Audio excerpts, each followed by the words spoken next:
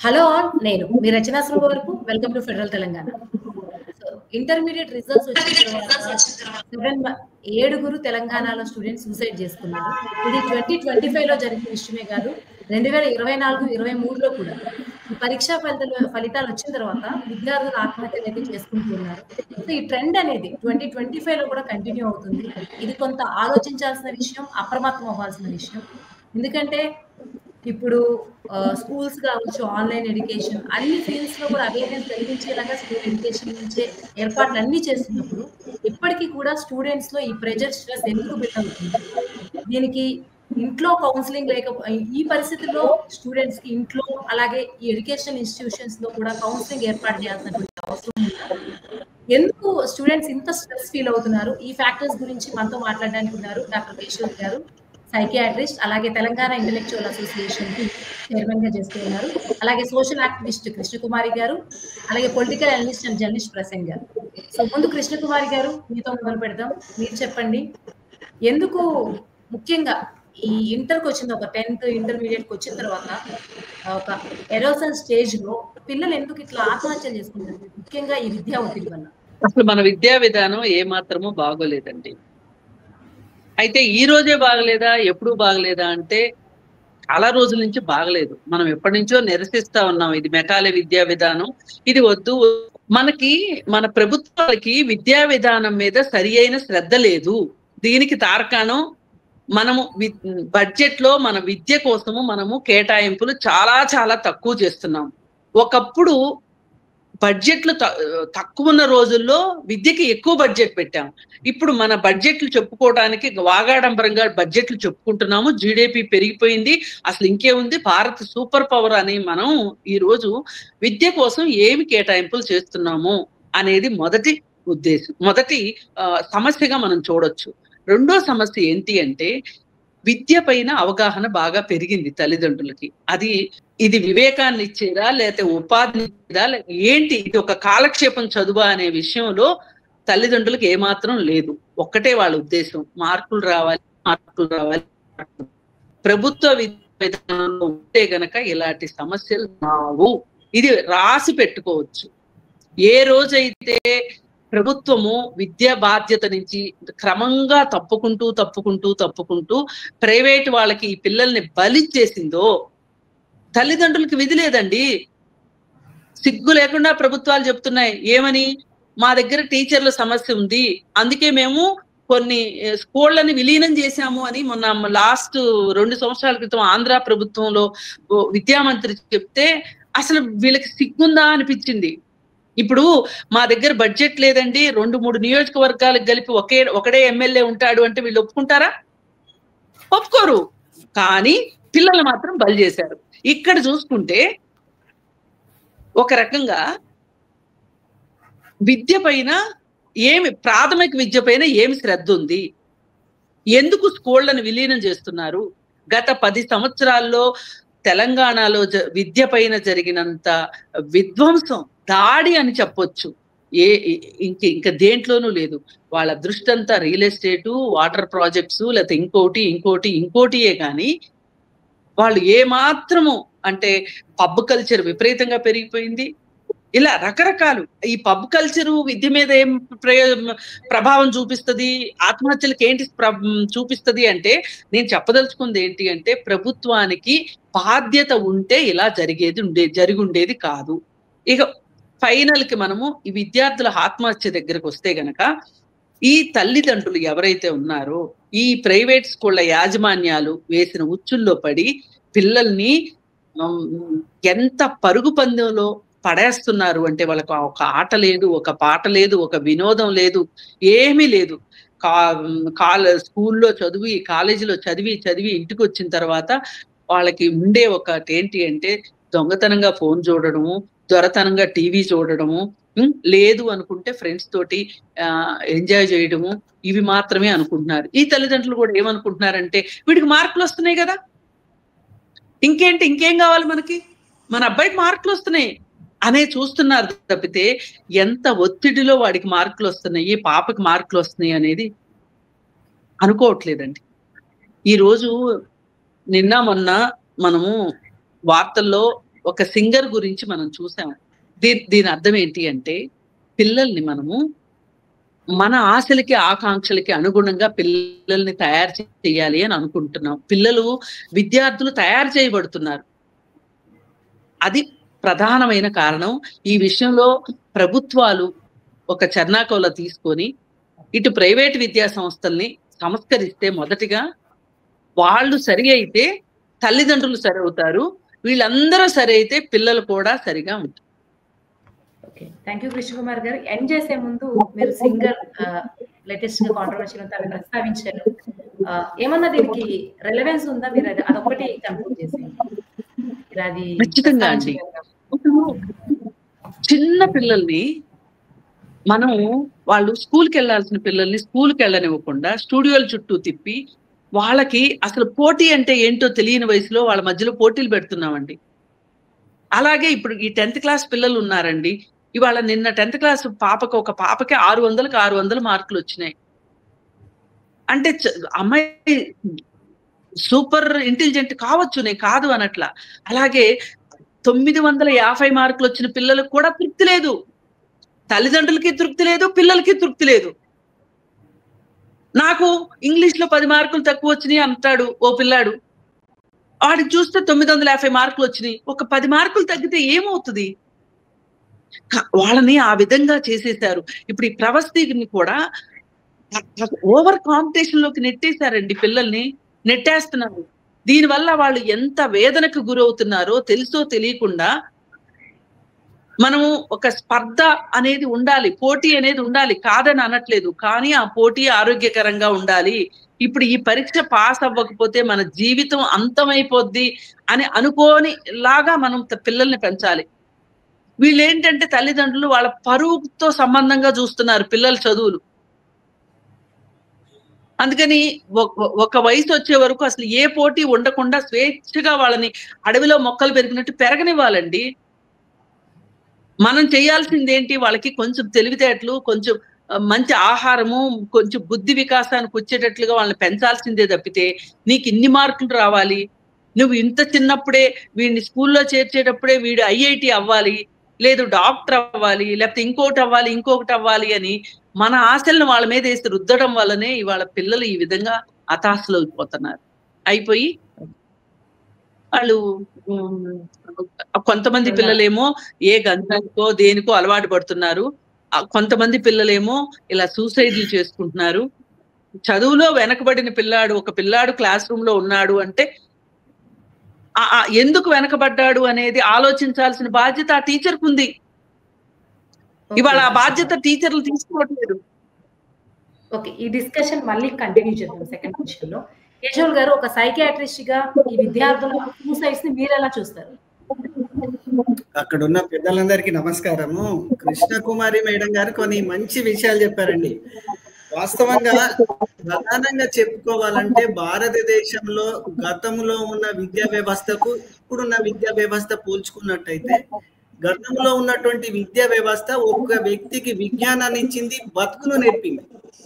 ఇప్పుడున్న విద్యా వ్యవస్థ అటు విజ్ఞానం ఇవ్వడం లేదు, అటు బతుకును కూడా ఇవ్వడం లేదు. అంత ఆర్టిఫిషియల్ లోకంలో మనం విహరిస్తున్నాం. ఇక్కడ ఒక విషయం, మనము విద్యార్థుల ఆత్మహత్యల గురించి మాట్లాడుతున్నాం.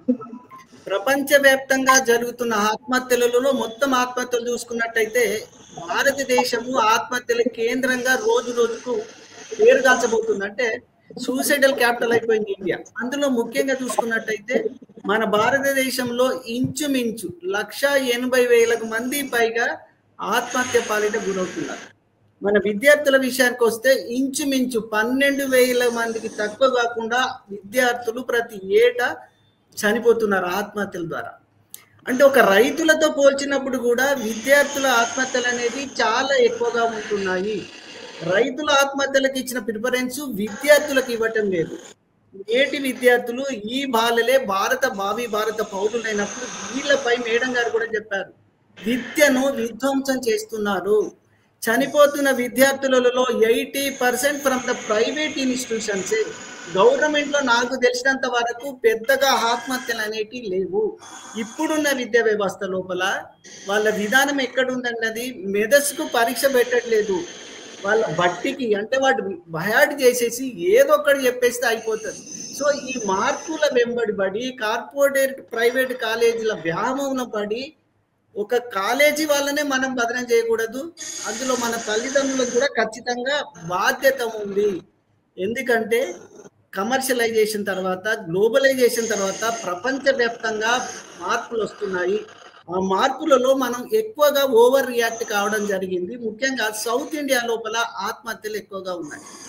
నార్త్ ఇండియాలో లిటరసీ రేటు తగ్గిపోయినా, సౌత్ ఇండియాలో లిటరసీ రేట్ ఎక్కువ పెరిగినా, అన్ని అవకాశాలు ఉన్నా, పేరెంట్స్ కూడా బాగా చదువుకున్నా కూడా ఆత్మహత్యలు పెరగడం అనేది ఇది చాలా వరకు బాధాకరం. ఇది పాజిటివ్ సైడ్ వెళ్లకుండా నెగటివ్ సైడ్ పోవడం ద్వారా ఆత్మహత్యలు అనేది రోజు రోజుకు పెరిగిపోతుంది. అదృష్టం ఏంటంటే నాకు తెలిసినంత వరకు గత సంవత్సరంలో రిజల్ట్ వచ్చిన 2-3 రోజులలో 20 నుంచి 30 మంది చనిపోయారు. ఇప్పుడు 6 నుంచి 8 మంది చనిపోయారు. చాలా సంతోషం. ఇది మార్పు అనేది ఖచ్చితంగా ఉండాలి. అంటే ఒక విద్యార్థి యొక్క ఆత్మహత్యకు కేవలం తల్లిదండ్రులే కాదు, ప్రభుత్వాలే కాదు, సమాజం కాదు, ఇది మల్టిపుల్ కాజెస్ ఉంటాయి. అతనికి మానసిక సమస్య ఉన్న వాళ్ళు, ఒత్తిడిని తట్టుకోలేని వాళ్ళు, ఇది వరకే కుటుంబాలలో ఆత్మహత్య చేసుకున్న కుటుంబాలలో సూసైడ్ టెండెన్సీ అనేది ఎక్కువగా ఉంటుంది. వీళ్ళు they are very high risk for suicides అన్నట్టు. సో ఇటువంటి వాళ్ళు అంటే మల్టిపుల్ కాజెస్ ఉంటాయి. ఇప్పుడు మన దేశానికి అతిపెద్ద సవాల్ ఏంటంటే ఆత్మహత్యలు అనేదే. అందులో ముఖ్యంగా విద్యార్థుల ఆత్మహత్యలు అనేది ఇది ఒక సోషల్ ఇష్యూగా, ఒక పబ్లిక్ హెల్త్ ఇష్యూగా చూడకపోతే భవిష్యత్తులో ఇది ఒక పెద్ద ప్రమాదంగా పరిణమించబోతుంది. ప్రభుత్వాలు పట్టించుకోకపోవడము, విద్యా వ్యవస్థ విద్యావేత్తలు కూడా పట్టించుకోకపోవడం, గత 10 సంవత్సరాలుగా తెలంగాణలో అటు ఆ రకమైన ఆర్థిక విధ్వంసం గురించి ఏమో కానీ విద్యా వ్యవస్థ పూర్తిగా ప్రైవేటు వాళ్ళ చేతులు అయిపోయింది. అదొక వ్యాపారంగా అయిపోయింది. దాని ఫలితాలు ఏంటంటే ప్రపంచంలో ఎక్కడి లేని విధంగా తెలంగాణలో మద్యము, మత్తు పదార్థాలకు డ్రగ్స్ బానిసలే ఎక్కువగా అయిపోయారు. ముఖ్యంగా ఉత్తర తెలంగాణ జిల్లాలు చూసుకున్నట్టయితే. సో ఇప్పుడు అటు నుంచి చదవడం ఏమో కానీ ఈ డ్రగ్స్ మాఫియాకి ఎక్కువైపోయారు, డ్రగ్స్ బానిసలు ఎక్కువైపోయి భవిష్యత్తులో తెలంగాణ ఎటువైపు వెళ్తుందో ఖచ్చితంగా ఆలోచించవలసిన సందర్భం కూడా వచ్చిందని చెప్తున్నా మేడం. థ్యాంక్ యూ కేశవుల్ గారు. సో ప్రసేన్ గారు ఆల్రెడీ కేశవుల్ గారు, కృష్ణకుమారి గారు దారి తీసినటువంటి పరిణామాలు చెప్పారు. మిమ్మల్ని నేను అడుగుతుంది ఏంటంటే, స్టూడెంట్స్ ఎగ్జామ్ రిజల్ట్స్ వచ్చిన తర్వాత ఫెయిల్ అవ్వడము, తప్పడము, అది కారణంగా ఆత్మహత్యలు చేసుకోవడం అనేది, వాళ్ళు నిజంగా ఆ ఎగ్జామ్లో ఫెయిల్ అయినందుకు ఒక పర్సనల్గా ఒక రెస్పాన్సిబిలిటీ తీసుకుని ఒక గిల్టీ ఫీలింగ్తో ఆత్మహత్యలు చేసుకుంటారా, లేకపోతే సొసైటీ ప్రెషర్ కావచ్చు, పేరెంట్స్ ఏమనుకుంటారు, ఈ ఫ్యాక్టర్స్ వల్ల ఎక్కువ ఆత్మహత్యలు జరుగుతున్నాయా? దీని గురించి మీరేమనుకుంటున్నారో చెప్పండి. థ్యాంక్ యూ అండి. అక్కడ విన్న మిగతా ఇద్దరు గెస్ట్లకు కూడా నా నమస్కారాలండి. అంటే ఏ సూసైడ్ సంఘటన మనం తీసుకున్నా సరేనండి, ఇంటర్నల్ ఇంపాక్ట్స్ కంటే కూడా ఎక్స్టర్నల్ ఫోర్సెస్ పవరే ఎక్కువ ఉంటుందండి. ఇంటర్నల్గా ఉంటుంది, నేను కాదనట్లేదు. అంటే నాకు మార్కులు తక్కువ వచ్చాయి అని పిల్లవాడు తనకు తానుగా ఫీల్ కావడం కానీ కూడా ఉంటుంది. కానీ దానికంటే కూడా ఎక్స్టర్నల్ ఫోర్సెస్ ప్రభావం చాలా ఎక్కువ ఉంటుందండి. అంటే దీనికి మనం ఇందాక చెప్పుకున్నట్టుగా కుటుంబము, సమాజము, ప్రభుత్వము. ప్రభుత్వాన్ని నిజానికి అంటే అల్టిమేట్ అనుకోండి, కానీ కుటుంబం ప్రెషర్ చాలా ఎక్కువ ఉంటుందండి. అంటే తల్లిదండ్రులు, నేను ఒక చిన్న ఇన్సిడెంట్ చెప్తాను. అంటే మా బంధువుల అబ్బాయి, నాకు బాగా దగ్గర బంధువుల అబ్బాయి, వాడు నాతో చాలా చనువుగా ఉంటాడు, వాళ్ళ తల్లిదండ్రులతో కట్ట కూడా నాతో చనువుగా ఉంటాడు. తనకి అన్ని సబ్జెక్టులో 100 వచ్చి ఒక్క సబ్జెక్ట్లో 98 మార్కులు వచ్చాయి. తను నాకు ఫోన్ చేశాడు, రిజల్ట్ చూసుకోగానే నాకు ఫోన్ చేశాడు. సరే ఏదో నన్ను పిలుస్తాడు, ఇట్లా నేను అమ్మకు చెప్పాలి, నేను ఇవి నాకు భయం అవుతుంది అని. ఏంట్రా ఈ మార్కులు ఏంటి అసలు, ఇట్లా నా జీవితంలో నేను రాసిన 100 పరీక్షల్లో కూడా నాకు ఇన్ని మార్కులు రాలేదురా, ఈ మార్కులు ఏంటి, నువ్వు భయపడ్డావు ఏంటంటే అమ్మ ఆ 2 మార్కులు ఎందుకు రాలేదని తిడుతుంది అన్నాడు.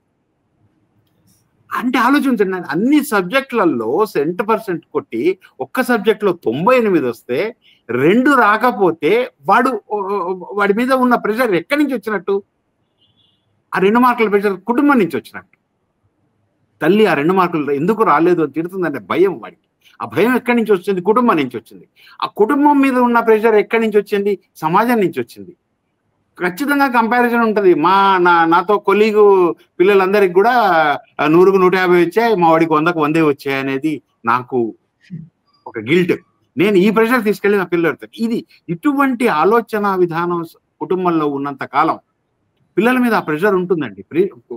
నిజానికి చెప్పుకోవాలనుకుంటే మనం సోషల్ మీడియా పోస్టింగ్ చూస్తుంటాం కదా, చాలా మంది సెలబ్రిటీస్ వాళ్ళ రంగాల్లో అద్భుతంగా పైకి వచ్చిన వాళ్ళందరూ కూడాను 10th ఫెయిల్ అయిన వాళ్ళండి. అంటే నేను అందరినీ 10th ఫెయిల్ కమ్మని నేను సజెస్ట్ చేయట్లేదు. అంటే వాళ్ళకి ఒక మానసికమైన ధైర్యం ఇవ్వడం కోసం నేను ఒక మాట చెప్పగలుగుతాను.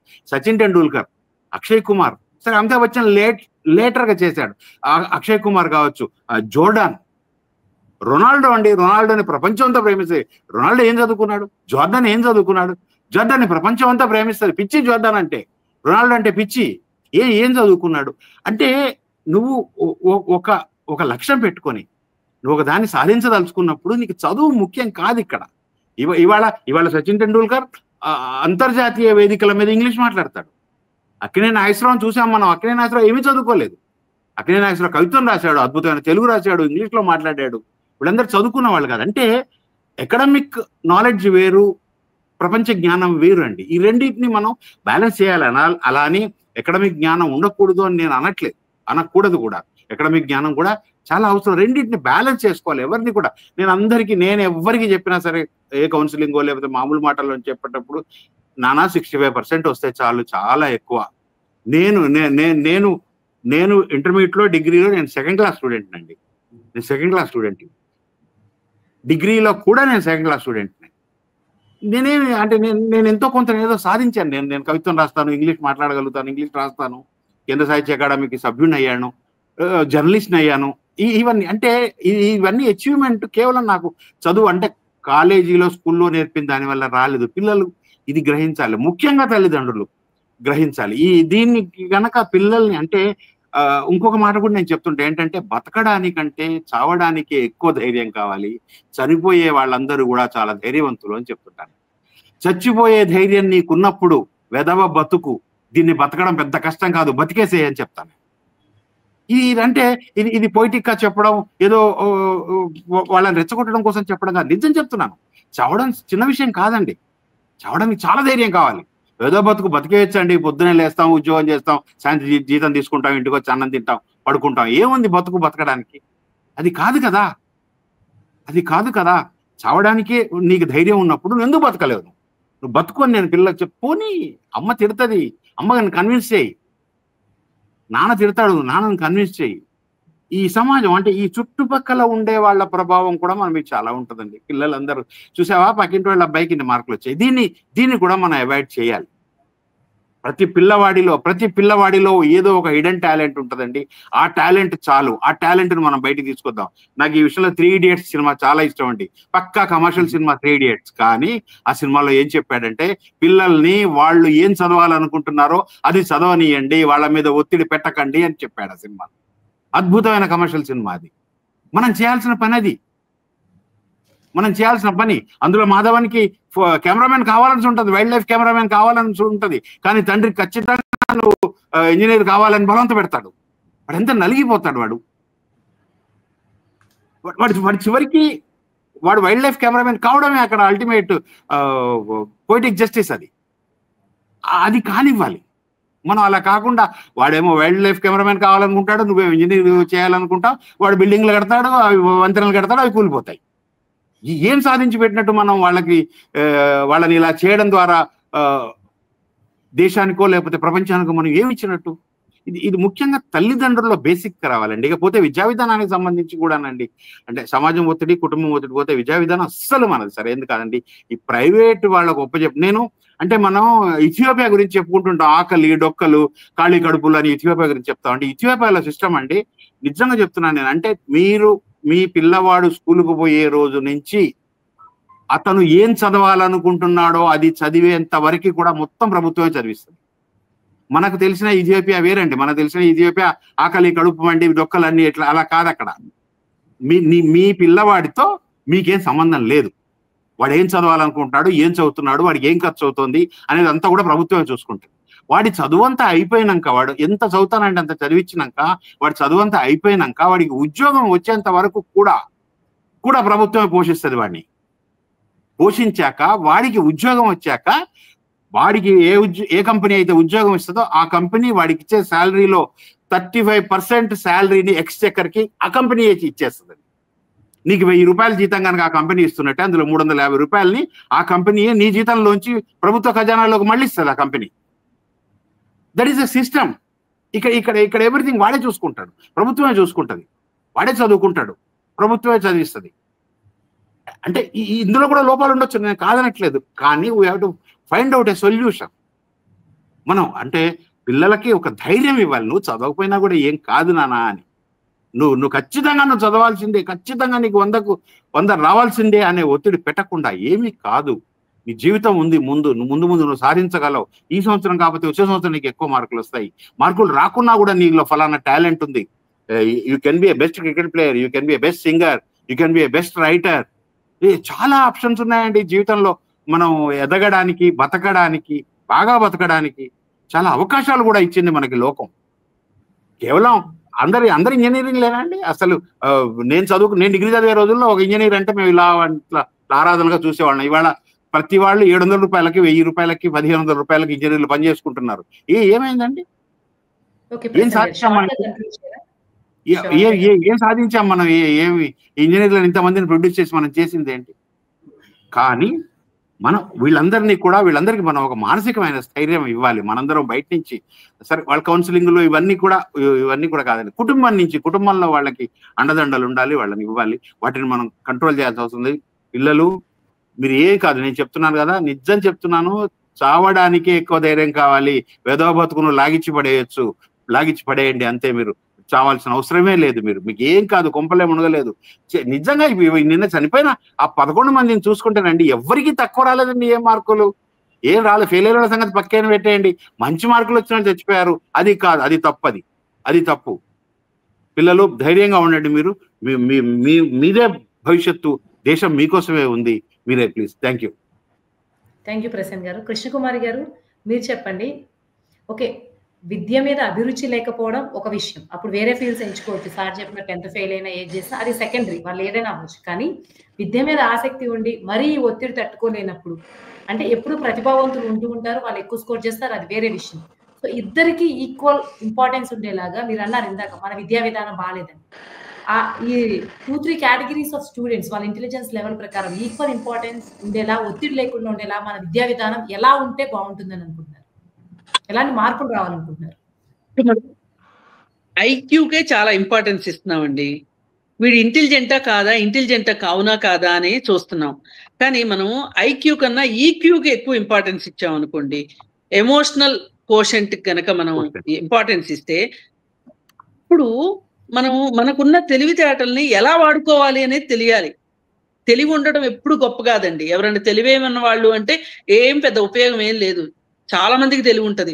ఆ తెలివిని ఎలా వాడుతున్నారు, ఆ వాడిన తర్వాత దాన్ని ఏంటి, అది చాలా ఇంపార్టెంట్. ఎంత బ్యాలెన్స్డ్ గా ఉంటున్నారు అనేది చాలా ఇంపార్టెంట్. ఇది మనం మర్చిపోతున్నాము. ఇది కావాలి అంటే ఏం చేయాలంటే ప్రతి విద్యా సంస్థలోనూ కౌన్సిలర్స్ ఉండాలండి. ఖచ్చితంగా ఉంటే వాళ్ళ ఎమోషన్ వాళ్ళు తల్లిదండ్రులు కూడా చెప్పుకోలేని విషయాల్ని ఒక కౌన్సిలర్ చెప్పుకుంటారు. వాళ్ళు చెప్పుకున్నప్పుడు ఏంటి అంటే, ఒకవేళ ఈ తల్లిదండ్రులకి తెలియని విషయాలు వాళ్ళ పిల్లల గురించి మాకు బాగా తెలుసని తల్లిదండ్రులు అనుకుంటారు. కానీ తల్లిదండ్రులకి వాళ్ళ పిల్లల గురించి తెలిసేది 10%. వీళ్ళు బయటికి వెళ్ళి ఏం చేస్తారు అనేది తల్లిదండ్రులకు అసలు ఏమీ తెలియదు. అందుకని అప్పుడు చాలా ముఖ్యమైన విషయాలు ఏమైనా ఉన్నాయి అంటే ఆ కౌన్సిలరు ఆ తల్లిదండ్రులు పిలిపించి మాట్లాడితే, ఇది ఆ కౌన్సిలరు, ఆ విద్యార్థి, తల్లిదండ్రులు ముగ్గురు కలిసి చేయవలసిన ఉమ్మడి కృషి అక్కడ జరగాలి. జరిగితే గనక ఆ బాబు నేను చదవగలను అనే ఒక కాన్ఫిడెన్స్ ఆ బాబుకి వస్తుంది. చదవగలను అనే కాన్ఫిడెన్స్ వచ్చిన తర్వాత అలాగే ఈ మార్కుల గురించి, దీని వెనకమాల వేట కుక్కల్లాగా పడే దాని గురించి తల్లిదండ్రులకు కూడా ఒక క్లారిటీ ఇవ్వాలి.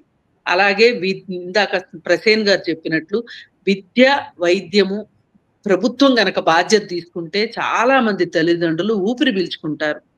అప్పుడు వాళ్ళ మీద నేను ఈ పొలం అమ్మి చదివించాను, లేకపోతే నా పిఎఫ్ లోన్ పెట్టి చదివించాను, నేను హోటల్కి కూడా వెళ్లకుండా నిన్ను చదివించాను అనే ఒక భారాన్ని పిల్లల మీద తల్లిదండ్రులు వేయకుండా ఉంటారు. అప్పుడు పిల్లలు స్వేచ్ఛగా చదువుకుంటారు. పిల్లలు ఎలా ఉండాలంటే నీళ్ళల్లో చేపల్లాగా ఉండాలి, గాల్లో పక్షుల్లాగా ఉండాలి, హాయిగా చదువుకోగలగాలి. అప్పుడు మాత్రమే వాళ్ళని విద్యార్థులు అంటారు. లేదు అంటే ఇప్పుడు ప్రస్తుతం ఉన్న విద్యార్థులు మట్టుకు జైల్లో ఖైదీల్లో ఉన్నారు. లేకపోతే ఇంట్లో ఒక ఖైదు, స్కూల్ ఇంకొక ఖైదు లాగా ఉంది తప్పితే వేరేగా లేదు. అందుకే ఈ పరిస్థితులు మారకుండా పిల్లలు. కేశవ్ గారు మీరు చెప్పండి.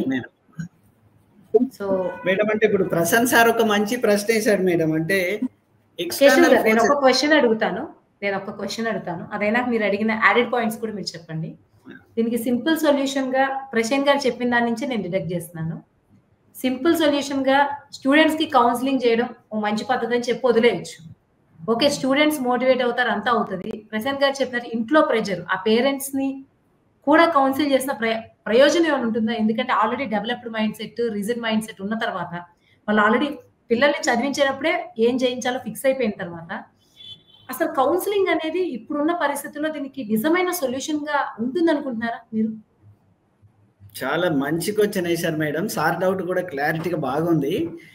కౌన్సిలింగ్ అనేది పిల్లల కంటే ముందు తల్లిదండ్రులకు at the time of admission అది ఇంటూ ది కాలేజెస్ నా దగ్గరకు వస్తారు. నేను డాక్టర్ కాలేకపోయినా నా కొడుకు డాక్టర్ కావాలి, నా కొడుకు ఇంజనీర్ కావాలి, నేను ఎన్ని లక్షలైనా నాకు భూమి ఎంతైనా అమ్మేసి కంపేర్ విత్ అదర్స్. ఈ ఫీల్డ్ లోపల చాలా మందిలో ఒక పెద్ద లోపభూషితమైన విషయం ఏంటంటే కంపేరింగ్ విత్ అదర్స్ అనేది వెరీ డేంజరస్. అసలు ఎవరితో కంపేర్ చేయకూడదండి. నాకున్న శక్తి ఇతరులకు ఉండకపోవచ్చు, ఇతరులకు ఉన్నది నాకు ఉండకపోవచ్చు. ఇంకొకటి ఏంటంటే మీరు కౌన్సిలింగ్ అనేది నిజంగా ఇంపాక్ట్ అనేది ఉంటుంది. ఎప్పుడు తల్లిదండ్రులకే ఫస్ట్ కౌన్సిలింగ్ ఇవ్వాలి. 14 ఏళ్ళ పిల్లలకు 15 ఏళ్ళ పిల్లలకి ఏం తెలుస్తుందండి? కాలేజీలలో, ప్రైవేట్ కాలేజీలలో హాస్టల్ ఇస్తే మనకి అసలు వాని చిన్ననాటి లేత వయసు హృదయాల జీవితమే తెలియట్లేదు. మనం చిన్నప్పుడు స్కూల్కి వెళ్ళినప్పుడు ఆటలాడుకునే వాళ్ళం చిన్న పిల్లలతోటి, పెద్ద పిల్లలతోటి. ఆ ఎమోషనల్ అవుట్ బస్ట్ కానీ, ఎమోషనల్ బ్యాలెన్స్ కానీ, సాటిస్ఫాక్షన్ కానీ, హ్యాపీనెస్ అనేది చిన్నపిల్లలో ఉండాలి. అది లేకుండా మనమే చిన్నప్పటి నుంచి వానికి ఒకటే, నీ గోల్ ఇది, అది సాధించు.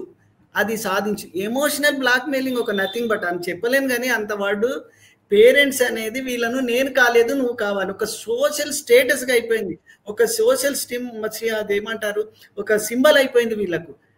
సార్ చెప్పారు కదా 4 మార్కులతో కొంపలాంటిగా ఏం పోతాయండి ప్రపంచంలో. సార్ చెప్పిన దానికి నేను కొద్ది ఎక్స్టెన్షన్ చేస్తున్నాను. 60% మంది పైగా జీవిత కాలంలో ఏదో ఒక విషయంలో, ఏదో ఒక సబ్జెక్ట్లో, ఏదో ఒక రంగంలో పూర్తిగా ఫెయిల్ అయిన వాళ్ళు. ఇంకొకటి ఏంటంటే అకాడమిక్ లో బాగా సక్సెస్ అయిన వాళ్ళు సంసార జీవితంలో ఫెయిల్ అవుతున్నారు మేడం. ఈ అకాడమిక్ లో ఫెయిల్ అయిన వాళ్ళు మిగతా విషయాల్లో రియల్ గా హ్యాపీగా ఉన్నారు. నేను ప్రొఫెషనల్ గా ఉన్న 100% మార్కులు, నేను ప్రొఫెషనల్ వెరీ సక్సెస్ఫుల్. బట్ నేను ఫ్యామిలీకి కానీ నా కుటుంబానికి ఇవ్వట్లేదు. బట్ అది నా ఫెయిల్యూర్. అంటే ఇంట్లో ఫెయిల్ అయిన వాళ్ళు ఖచ్చితంగా చదువులే మార్కులు వచ్చిన వాళ్ళంతా గొప్ప వాళ్ళు కాదు. నాతో చదువుకున్న వ్యక్తి, నేను 10th క్లాస్లో ఒక మండలంలో ర్యాంక్ వస్తే నన్ను అందరు మెచ్చుకున్నారు, నేను చాలా అప్పుడు ప్రౌడ్గా ఫీల్ అయ్యాను. బట్ అప్పుడు బాగా ఫెయిల్ అయ్యి ఇన్సల్ట్ అయిన వ్యక్తి ఎమ్మెల్యే అయిపోయాడు. నేను ఇప్పుడు ఎమ్మెల్యే క్వార్టర్కి వెళ్తే గేట్ దగ్గర నిలబడాలి, ఆయనకి నా రెస్పెక్ట్ ఇప్పుడు నాకేం ఉండదు. సో ఎవరు ఏమవుతారో తెలియదు కదా మేడం. ఒక చదువే జీవితానికి పరమార్థం కాదు, చదువే అన్నిటికీ మార్గం అనేది కాదు.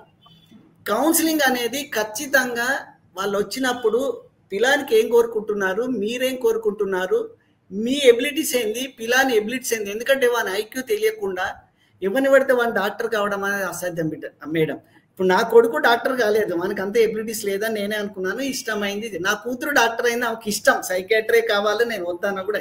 సో ఒక్కొక్కరి ఎబిలిటీస్ కానీ, ఇంట్రెస్ట్ కానీ, డిసైడ్స్ కానీ డిఫరెంట్ ఉంటాయి. కానీ వీళ్ళు ఏమనుకుంటారు, పక్కవాడు మనకంటే తక్కువ పైసలు ఉన్నాయి, మన బిల్డింగ్ కంటే తక్కువ ఉంది, మన కార్ కంటే తక్కువ ఉన్నది, మనకు ఐఫోన్లు అన్ని ఫోన్లు ఉన్నాయి, ఆ డాక్టర్ అవుతాడు. అదే నారాయణ చదివిస్తున్నాను, అదే చైతన్యం చదివిస్తున్నాను, నేను ఇక నర్సింగ్ బ్రాంచ్ 5 లక్షలు కడతాను, మావాడు చదవాలంటాడు. ఏముంది సార్, ఆ పోరాడు రోడ్డు మీద తిరిగేటోడు వాడు మంచిది. అది ఒక్కొక్కరు ఐక్యూ బాగుంటుంది మేడం. కొందరు సహజంగానే ఇంటెలెక్చువల్స్ ఉంటారు. We are all hard workers. So అటువంటి వాళ్ళని కూడా మనం ఇక్కడ చూడాలి. వీళ్ళు తీసుకుపోయి గంపగుత్త నారాయణలు అయితే అంత అవుతున్నారు మేడం. 98% నారాయణల, 98% చైతన్యలో ఫెయిల్ అవుతారు మేడం. అంటే ఫెయిల్ మీన్స్ వాళ్ళకి ఏం సీట్లు రావు కదా. మంచి స్టూడెంట్ అని తీసుకెళ్ళి ఏదో ఒక రాజకీయాలు చేసి ఏదో ఒకటి పేపర్ చూసాం కదా, ఒకటే నెంబరు ఒకటే పేరు 4 పేపర్లలో 4 కాలేజ్ వాళ్ళు వేసుకున్నారు. సో తల్లిదండ్రులలో ఫస్ట్ బిగినింగ్ అనేది తల్లిదండ్రుల నుంచి మొదలు కావాలి. వీళ్ళే తీసుకుపోయి హాస్టల్లో పడేసి నాకు ఊళ్ళో చెప్తాను నా కొడుకు బాగా చదువుతున్నాడు, ఇది చేస్తున్నాడు అది చేస్తున్నాడు. థియరీలో వచ్చినాడు ప్రాక్టికల్ రాడు, ప్రాక్టికల్కి వచ్చినోడు థియరీ రాడు. ఈ థియరీ ఎగ్జామ్ వేరు, ఎంసెట్లు అనేది వేరు. పూర్తిగా మెదడుతో సంబంధం లేకుండా జరుగుతున్నటువంటి విద్యా వ్యవస్థ పరీక్షల వల్లనే ఈ పిల్లలకు వాళ్ళకి ఎబిలిటీస్ లేకుండా, వాళ్ళకి శక్తి సామర్థ్యం లేకుండా బలవంతంగా డంపింగ్ చేయడం ద్వారా వాడు ఫెయిల్ కాకపోతే పాస్ అవుతాడా? పోనీ వీళ్ళు కూడా నా కొడుకు పాస్ అవుతాడు, అరే నువ్వు ఏమన్నా చెప్పిట పాస్గా అంటాడు. వాడు ఏం చేస్తాడు? ఇదే చచ్చిపోతాడు లాస్ట్కు. ఏం చేస్తాడు? ఏమవుతుంది వాడి నుంచి అయ్యేదేంది? చాలా ఇబ్బంది. ఎందుకంటే నా దగ్గరికి వస్తారు కదా ప్రాక్టికల్స్, ఏం చెప్తాం సార్? ఏం కాదులేదు సార్, ఏదో వాడు చదువుతాడులే, వాడే అడ్జస్ట్ అవుతాడు. అడ్జస్ట్ పిల్లలు అవుతున్నారేమో కానీ తల్లిదండ్రులు అవుతలేరు మేడం. ఇంకో కాలేజీకి పోతే వాడు అద్దురమ్మలో నాకు క్వాలిఫై కాలే ఎంబీబీఎస్ అంటే మళ్ళీ వానికి లాంగ్ టర్మ్ 2 years, 3వ చదువు ₹1 కోటి మిగులుతారని ఒకటి చెప్తుంటాడు. మొత్తం వ్యవస్థను తల్లిదండ్రులు కూడా ఈక్వల్గా డిస్టర్బ్ చేశారు మేడం. ఎంత విచిత్రం ఏంటంటే రోజుకు 34 మంది దేశవ్యాప్తంగా చిన్నారులు మరణిస్తుంటే ఎంత బాధాకరం. అది ప్రభుత్వాలను ఎవరైనా పట్టించుకుంటురా? కనీసం తల్లిదండ్రులను ఎవరైనా పట్టించుకుంటురా మేడం? ఒక ఇంపార్టెంట్ ఏంటంటే ఒక ఆత్మహత్య 60 నుంచి 90 మంది ఇతరులను కూడా ప్రభావితం చేస్తుందనే విషయం మనం మర్చిపోకూడదు. వాడు ఒక్కడే పోతే కాదు, ఎప్పుడు కానీ క్యాపీ క్యాట్ సూసైడ్స్ అంటారండి. ఆ టైంలో అందరు చచ్చిపోతున్నారు అని పేపర్లలో టీవీలలో వీని చూసి వాడిని చూసి టఫా వికెట్లు పడిపోతూనే ఉంటాయి. సో సోషల్ మీడియా కూడా వీటి ఎక్కువ ప్రొజెక్ట్ చేసి వీళ్ళని హీరోలుగా చూపిస్తే అమాయకుడు కూడా ఇంకా బలే అవకాశం అనేది ఎక్కువగా ఉంటుంది. సో కౌన్సిలింగ్ తల్లిదండ్రులకు ఉండాలి, తర్వాత పిల్లలకు కూడా ఉండాలి. కాలేజీలు ఏం చేస్తాం మేడం? ఆయనకి ఎంపీస్ అయితే పైసలు ఎక్కువ అవుతాయి, బైపీస్ అయితే ఏదన్నా కానీ చదివిస్తాం లేని వాళ్ళు చెప్తారు. అసలు ఎవడైనా పట్టించుకుంటున్నా జాయినింగ్ టైం లోపల ఏ కాలేజ్ వాడైనా పట్టించుకుంటున్నది మనం పట్టించుకోవాలి. యాజ్ ఏ పేరెంట్గా ఇట్ ఈస్ అవర్ రెస్పాన్సిబిలిటీ. మన బిడ్డ మన ప్రోడక్ట్, అది మనం పట్టించుకోవాలి. బయట పోయిన తర్వాత ఎట్లా ఉంటుంది మేడం? సో తల్లిదండ్రులది కూడా చాలా చాలా తప్పు చేస్తున్నారు. చదువు రాని వాళ్ళంటే చదువు వచ్చిన వాళ్ళు ఇంకా ఎక్కువ చేస్తున్నారు. చదువు రాని వాడు మేము కెపాసిటీ ఇంతే మరి చచ్చిపోతా అంటుండే, నేను అలా అంటాడు. మేము డేంజర్ ఉన్నాడా చచ్చిపోయేటట్టున్నాడు, ఏం చేస్తామంటే వద్దులే సార్ వేరే ఏదైనా చేసుకోరా, ఏదో చేసుకొని నువ్వు బతుకుంటే చాలని వాడు కన్నీళ్ళు పెట్టుకుంటాడు, సెట్ అయిపోయి. ఈ మిగతా ఎడ్యుకేషన్ ఈ లిటరసీ రేట్ ఎక్కువ ఉండాలి, హై ప్రొఫైల్ ఉన్న వాళ్ళు ఇది కాకపోతే ఇంకోటి, ఇది కాకపోతే హైదరాబాద్ చదువుతాం, హైదరాబాద్ కాకపోతే చెన్నై బెంగళూరు అంటూ వాడిని ఇంకా టార్చర్ పెడతాడు. వాడు చెప్పాడు. పిల్లలు చాలా మంది షైనెస్ ఉంటారు కొందరు, ఎందుకంటే ఇద్దరు ఎంప్లాయీస్ ఉన్న కాడల్లో ఈ అటాచ్మెంట్ విత్ పేరెంట్స్ అనేది బాగా తక్కువగా ఉంటుంది. అటాచ్మెంట్ విత్ అదర్స్ ఎక్కువగా అవుతుంది. అదర్స్ ఏమున్నాయి? అన్ని గంజా అలవాట్లు ఉన్నాయి. వాడు గంజాయికి అలవాటు అవుతాడు, అంత ఫేక్ పాస్ సర్టిఫికేట్ ప్రొడ్యూస్ చేస్తాడు. లాస్ట్కు ఒరిజినల్ ఎగ్జామినేషన్లో రిజల్ట్ ఫెయిల్ అవుతుంది. వానికి అప్పుడు ఆ స్ట్రెస్, ఒకటి డ్రగ్ అడిక్ట్ అవుతున్నాడు, ఒకటి పేరెంటల్ ప్రెషర్, బయట చూస్తే ఎవరు సపోర్ట్ చేయడు, కొలీగ్స్ కొందరు పాస్ అయిపోతారు. వాడు ఏం చేస్తాడు? Multiple stressors leads to death. అది న్యాచురల్గా ఎంత మంచోడైనా ఫట్ కావాల్సిందే కదా మేడం. సో ఇవన్నిటికీ ఇది ఒక మల్టిపుల్ రీజన్స్. ఈ స్కోప్లకు తల్లిదండ్రులు కూడా ఎక్కువగా సార్ అన్నట్టు ఖచ్చితంగా తల్లిదండ్రులదే ఎక్కువగా బాధ్యత ఉంది. సమాజం ఎట్లాగా అట్లనే ఉంటుంది మేడం, కాలేజీలు అట్లనే ఉంటాయి. మనకు తెలుసు కదా, గ్లోబలైజేషన్ తర్వాత కమర్షియలైజేషన్. వాడు చచ్చిపోయిన శవాల మీద మా డాక్టర్లు ఎట్లా పైసలు సంపాదిస్తున్నారో, చచ్చిపోయినాక 3 రోజులు వెంటిలేటర్లో పెట్టేస్తారు, సంపాదిస్తారు. నేనే చెప్తా కదా, మా medical mafia danger to the nation more than political system. ఫ్యూచర్లో అట్లా ఉంటుంది కదా. అందుకే ఈ తల్లిదండ్రులు వాళ్ళ ప్రోడక్ట్ల గురించి వాళ్ళు ఎట్లా పట్టించుకోకపోతే ఎట్లా మేడం? ఇప్పుడు రిలయన్స్ వాడు ఉంటాడు, వాని ఫోన్ గురించి 2 రోజుల ముందు మీటింగ్ పెట్టి పెద్ద అడ్వర్టైజ్ టీవీలలో పేపర్లలో అడ్వర్టైజ్ చేసుకుంటారు. అది వేరైతుంది. ఇక్కడ ఇది జీవితంగా అదే లైఫ్. అది కొలాప్స్ అయిపోయినా ఏమైపోయినా ఏదో వేరే కథలు ఉంటాయి. కానీ పిల్లల గురించి పట్టించుకోకపోవడం అనేది తల్లిదండ్రులు చేస్తున్న చాలా తప్పు. మోర్ ఓవర్ ఈ మధ్యలో ఒకరిద్దరు పిల్లలే ఉంటున్నారు. ఉన్నోడు ఒకటి పోయిన తర్వాత జీవితకాలం అదొక కడుపు కోతగా ఉంటుంది. పోనీ ఫెయిల్ అయిన తర్వాత కూడా ఇంపార్టెన్స్, పోనీ కాలేజీలో కౌన్సిలింగ్ లేదు, ఏదో అయిపోయింది, రిజల్ట్ వచ్చిన తర్వాత లేదా at the time of or 1 day before or after, ఈ 2 days కూడా వెరీ క్రూషియల్ అన్నట్టు. 48 hours ఆ టైం లోపల కూడా వాడు పాస్ అయిపోయాడు, పైసలని పెట్టినాం, ఇన్ని పెట్టినాం, వీడు ఫెయిల్ అయిపోయాడు, వీడికి ఇట్లా తిరిగి వాడిని ఇంకా తిడితే వాడు ఎమోషనల్గా అప్పటికే డిస్టర్బ్ అయి ఉంటాడు. ఇంకా వీళ్ళు క్లాస్ వీక్తే వాడి క్లాస్ నుంచి జీవితానికే మొత్తం ముగించుకునే ఆస్కారం ఎక్కువగా ఉంటుంది. ఈ క్రూషియల్ పీరియడే ఇంపార్టెంట్. ఇప్పుడు పోనీ 2 years కింద మీద పడ్డాడు, మార్కులు వచ్చినాయో గాడ్ నోస్ అది, కానీ రిజల్ట్ వచ్చినాక ఆ రోజు ఆ తర్వాత రోజు తల్లిదండ్రుల పాత్ర విపరీతంగా ఉంటుంది. వాళ్ళ దగ్గరుండి బిడ్డను చేతిలో కడుపులో పెట్టుకొని ఫెయిల్ అయిన జీవితం ఏం కాదు నాన్న, ఫెయిల్ అయిన వాళ్ళు ఎంతమంది లేదు ఊళ్ళో. ప్రతి ఊళ్ళో 100 మందిలో 60% మందే పాస్ అవుతారు. ఏదైనా కోర్సు తీసుకోండి 30-40% ఫెయిల్ అవుతారు. వాళ్ళని ఎగ్జాంపుల్ చెప్పుకుంటూ, సార్ చెప్పినట్టు గొప్ప వాళ్ళ విషయం చెప్పుకుంటూ దగ్గర తీసుకో. ఫెయిల్ ఏమైతే మీ ఐజా చదివిండా, వ్యవసాయం చేసి ఇప్పుడు కోట్లు సంపాదిస్తలేదా, కార్లో తిరుగుతలేదు. అట్లా పాజిటివిటీ అనేది, పాజిటివ్ రీఇన్ఫోర్స్ పెడితే చాలా మందిని మనం ఆత్మహత్యల నుంచి దూరం చేసుకోవడంలో ఖచ్చితంగా ఇది ఉంటుంది. ఓకే, థ్యాంక్ యూ కేశవుల్ గారు. ప్రసేన్ గారు మీరు చెప్పండి.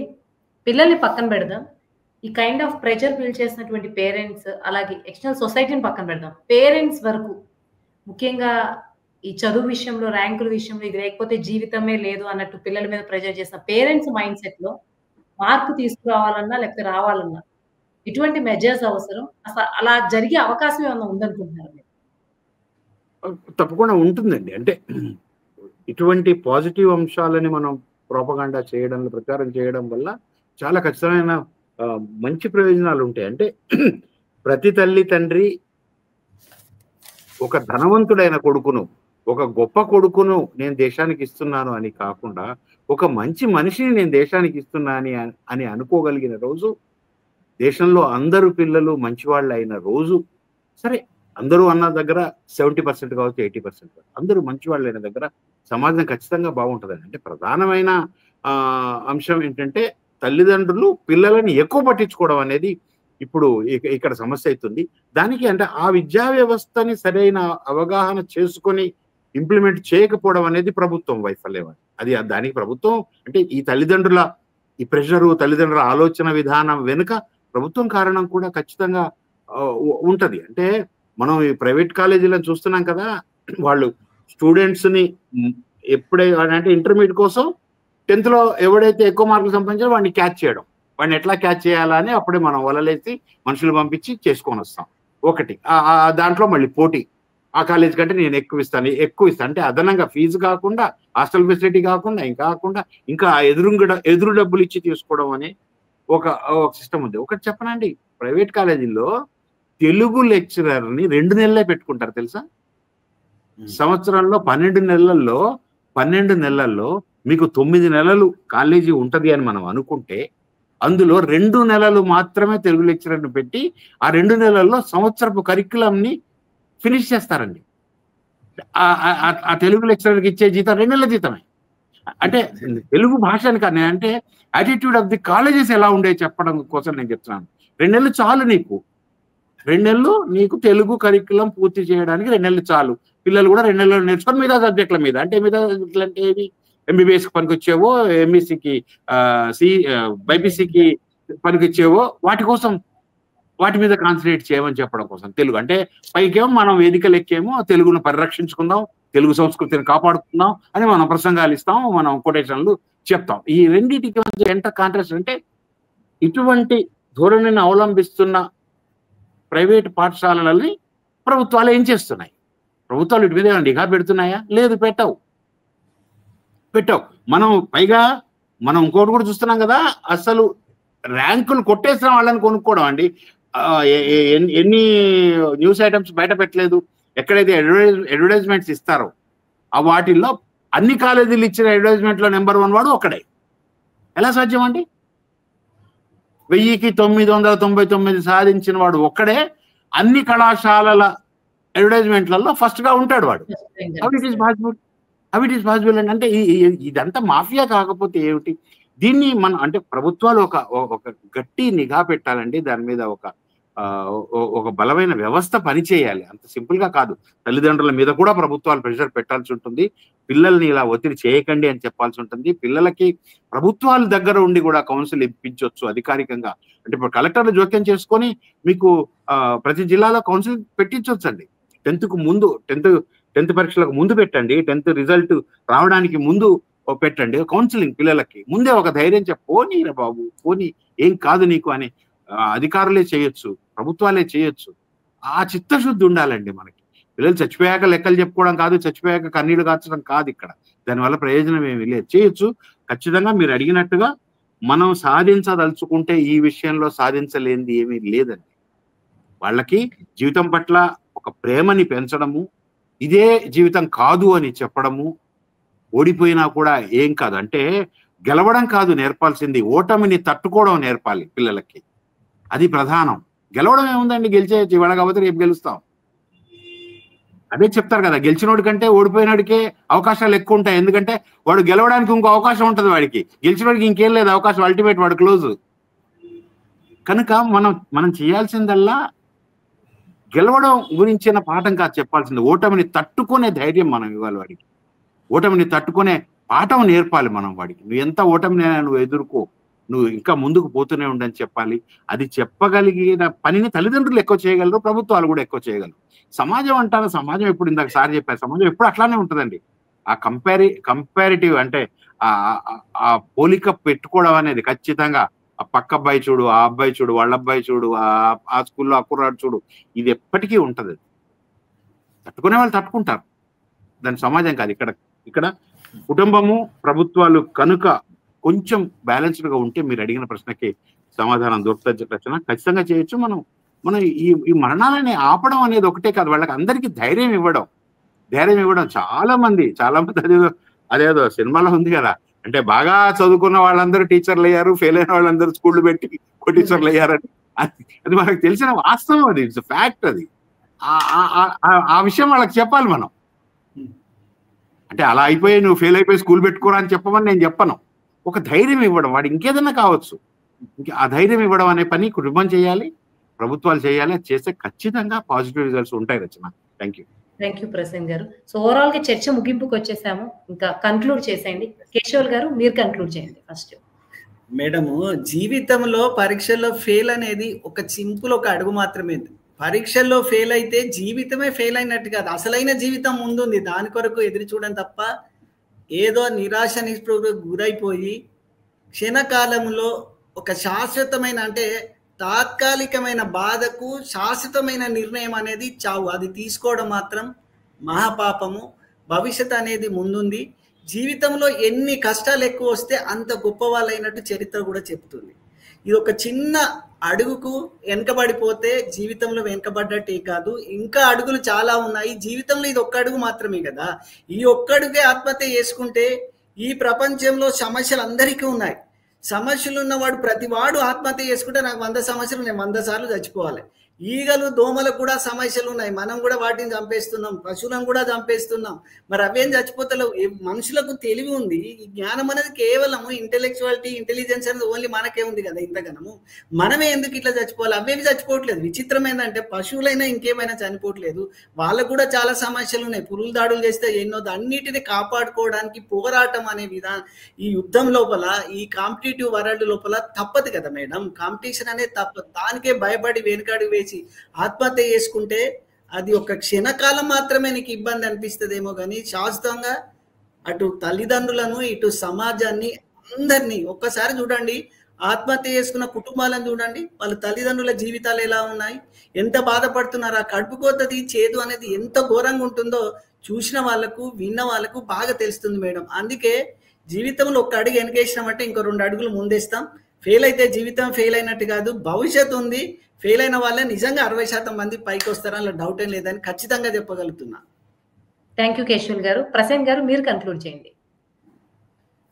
అంటే కేనవ పతంజలి గారిది ఒక పుస్తకం ఉంటుంది, అంటే మన ఈ గెలుపు సరే బతకడం ఎలా,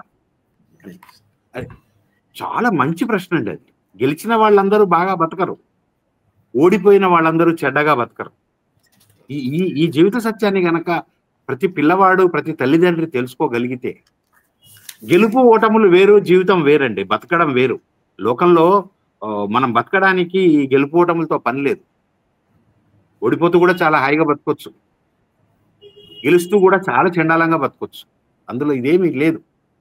ఇక్కడ మనం ఖచ్చితంగా గెలవడం ఒక్కటే కాదు ముఖ్యం, బతకడం ముఖ్యం. బతకడం అంటే చావకుండా ఉండడం, ఆత్మహత్య చేసుకోకుండా ఉండడం. ఈ ఆత్మహత్య చేసుకోకుండా ఉండడానికి నీకు అన్ని వనరులు ఉన్నాయి. నువ్వు బాగా చదువుకోమని చెప్పే తల్లిదండ్రులు ఉన్నారు, నీకు పాఠాలు బాగా చెప్పే పాఠశాల ఉంది. నీకు తేడా వచ్చిందల్లా 5 మార్కుల దగ్గర, 10 మార్కుల దగ్గర, అంతే. నీకు ఎక్కడా జీవితంలో నీకు ఎక్కడా లోటు లేదు, అన్నీ ఉన్నాయి నీకు. చిన్న తేడా ఏదో వచ్చింది, ఆ చిన్న తేడాకే అసలు అలా పోల్చుకునే, నిజంగా పక్కింటి వాడి మార్కులో లేకపోతే పిల్లల మార్కులో పోల్చుకోవడమే అయితే మనకంటే దుర్భరమైన బతుకులు బతుకుతున్న వాళ్ళు, మనకంటే దీనమైన బతుకులు బతుకుతున్న వాళ్ళు చాలా మంది. వాళ్ళని పోల్చుకొని మనం గర్వపడాలి. వాళ్ళ కోసం మనం ఏం చేయగలమని మనం ఆలోచించగలగాలి. అది అంతేగాని మనకంటే పైన వాడిని చూసుకొని కాదు మనం ఇక్కడ బాధపడాల్సింది, సూసైడ్ చేసుకోవాల్సింది. ఖచ్చితంగా పిల్లలు మీరు ఆత్మహత్యలకు పాల్పడకండి. చాలా జీవితం ఉంది. ఓడిపోవడం అనేది గొప్ప విషయం ఏమీ కాదు, చాలా మామూలు విషయం. అది దాన్ని పట్టించుకోకండి. ఇవాళ ఓడిపోతే రేపు గెలుస్తారు, రేపు ఓడిపోతే ఎల్లుండి గెలుస్తారు. గెలుపు ఎప్పుడో ఒకప్పుడు, ప్రయత్నం చేస్తూ పోతే గెలుపు ఎప్పుడో ఒకప్పుడు మీ దగ్గరికి వస్తే దానివల్ల కుంపలే మునగలేదు. అమ్మకి మీరు కౌన్సిలింగ్ ఇవ్వండి, నాన్నకి మీరు కౌన్సిలింగ్ ఇవ్వండి. ఆ కౌన్సిలింగ్ ఏదో మీరు తీసుకోవడం కాదు, మీరు వాళ్ళకి కౌన్సిలింగ్ ఇవ్వండి. చాలా ఖచ్చితంగా బాగుంటది. మీరు నూరేళ్ళు బతుకుతారు. దేశానికి మీరే ముందు మెదడు, కాళ్ళు, కళ్ళు, చేతులు అన్ని మీరే. దేశాన్ని నడిపించాల్సింది, దేశాన్ని కాపాడాల్సింది మీరే. ఆ పని మాత్రం మీరు విజయవంతంగా చేయండి. Thank you Rachana.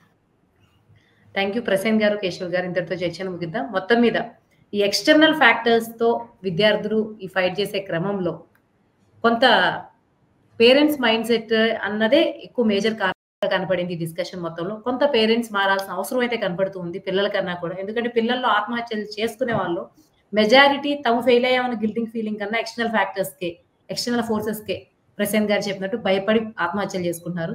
So overall గా పిల్లలకు కౌన్సిలింగ్ ఎంత అవసరమో అంతకు రెట్టింపుగా తల్లిదండ్రులు కూడా అడ్మిషన్ లో జాయిన్ చేసేటప్పుడు, అలాగే ఈ ప్రైవేట్ విద్యా సంస్థలు చేసినటువంటి ఈ ముఖ్యంగా ఈ వ్యాపారాన్ని వాళ్ళు కూడా చాలా స్కామ్స్, ఫ్రాడ్స్ చేస్తున్నారు కదా. వీటి పట్ల కొంత ఇన్ని చూస్తున్నా సరే పేరెంట్స్ తో మార్పు రాకపోవడమే శోచనీయమైనటువంటి విషయం. సో ఓవరాల్ గా చూసుకుంటే పేరెంట్స్ మైండ్ సెట్ లో ఎప్పుడైతే మార్పు వస్తుందో, పిల్లలకి ఎప్పుడైతే ఆ ఫ్రీడమ్ ఉంటుందో అప్పుడే ఈ ఆత్మహత్యలు ఆగుతాయి. Thank you so much Keshav garu, Prasen garu. ఇంతటితో ఈ చర్చను ముగిద్దాం. Thank you.